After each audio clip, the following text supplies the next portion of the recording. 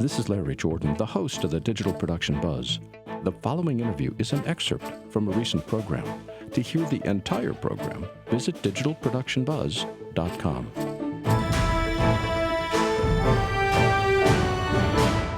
Last week, the Buzz crew attended the Geekie Awards with live reports direct from Club Nokia in downtown Los Angeles. This week, we wrap up our Geekie coverage with two more interviews. Let's go back to Club Nokia, where Madison Mills is talking with actor Cas Anvar.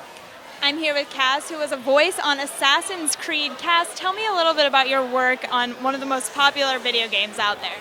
I play the character Altair in the Assassin's Creed Revelations part of the franchise. He's kind of like the Captain Kirk of the franchise. He's the first assassin out of many assassins. He's the one who started it all off.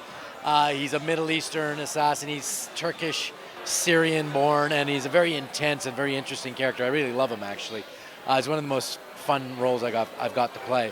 And the game itself is incredibly popular. It's every country in the world. It's been translated, and when I go and do signing autographs at different Comic-Cons, I'm always mobbed of all the things I've done. Like, I've done some big movies. I did some Spielberg movies. I've done, lots of television. I've been on Lost before, and everyone's all about Assassin's Creed. It's pretty amazing. And so obviously you've done great work in the past, but what do you have going on right now with your new SyFy show? Right now, my big geeky kind of thing that I'm so excited about is this new SyFy series called The Expanse. SyFy is rebranding itself as a hardcore, real sci-fi network now, and they are bringing back sci-fi like Battlestar Galactica type thing. And The Expanse is going to be premiering in December 14th and 15th, a big two-part thing, and it's based on these novels by James S.A. Corey, hugely popular, best-selling novels. And we've just shot the first season, and I've seen a few of the episodes already, and my mind is kind of blown. I'm so excited because they look so good. We showed them at San Diego Comic-Con, we showed it at Toronto Comic-Con and New York Comic-Con just last week. The audiences were cheering and on their feet, and nobody can wait to get this thing on the air, including myself, so we're really excited about that.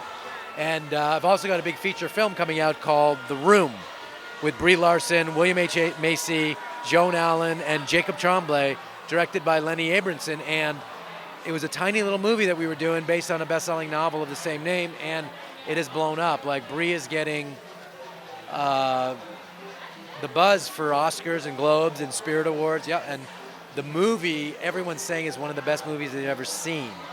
So I'm really excited and thrilled and honored to be part of it, and can't wait for the next few months to see where that brings us. And tell me a little bit real quickly about why you're here tonight. Why I'm here is because I'm a huge geek. I'm one of the biggest geeks around. I'm a huge comic book collector, video game player, long before I used to voice them, and love fantasy, science fiction, all of that. And so as a result, they figured, let this geek give an award. So I'm going to be giving out the Best Podcast Award. Well, thank you so much for chatting with us. We appreciate it. My pleasure. I'm here with Richard tonight. Richard, can you tell me a little bit about why you're here at the Geekie Awards?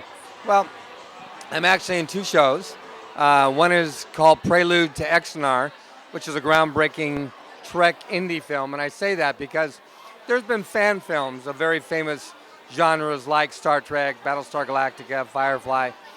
Fans are getting together, forming independent productions, and putting together shows online, right? They can't make money, they can't sell it. But Exnar is something totally different. It's made by professionals from top to bottom. They've raised $1.3 million, and it is on the level and quality of a studio film. And it's going to be groundbreaking because there's never been anything like this. So the question is, how will the networks and studios deal with something on the level and quality of this?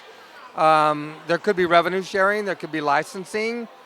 It could open a whole new door for how very quality indie productions can take some of the shows like Firefly, Babylon 5, Farscape, that the networks don't want to do anymore, and actually do it under a different business model and be able to put it out there for the audience, because there's definitely a very definitive, very dedicated audience for those kinds of shows. But the networks don't want to serve that agenda anymore.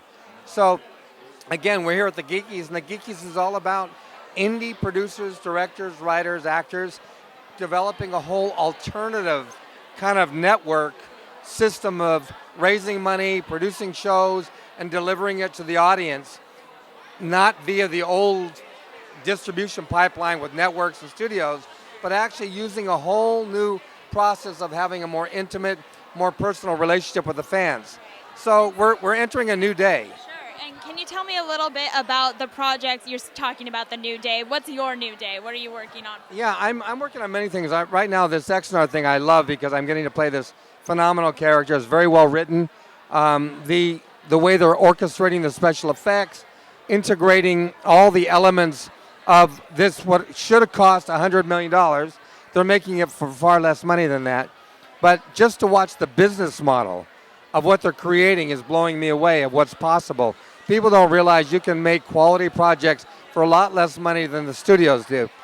Again, the whole new industry that's developing right now, instead of making a 2-hour pilot, you make a 20-minute extended trailer, and you pitch that to the networks, to Hulu, to Netflix, to whatever other stations are out there, right?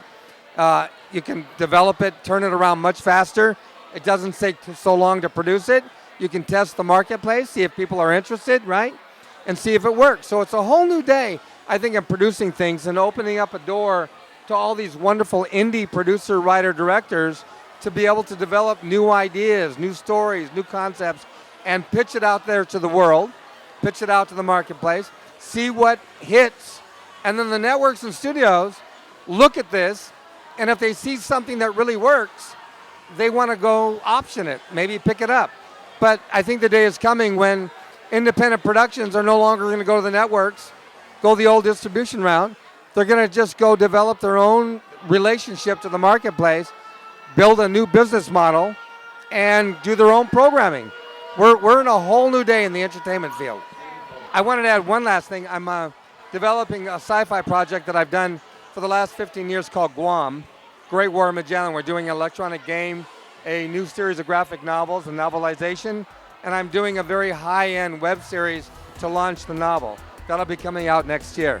So this is, again, we artists have to learn the business of the art, learn how to market it, learn how to put together the business agenda, to raise the money, and be able to put it all together, which unfortunately has never been done in the past. I wish schools taught the full equation of filmmaking. But again, we're in a new day. It's very exciting, and I can't wait to see what we have tonight. Should be a really exciting show. Thank you very much. Thank you, Richard. We appreciate it. If you'd like to see more videos like this one, please subscribe to our YouTube channel. To stay connected and receive updates from The Buzz, sign up for our free weekly newsletter now. Or you can learn more about us on our website. And thanks for watching The Digital Production Buzz.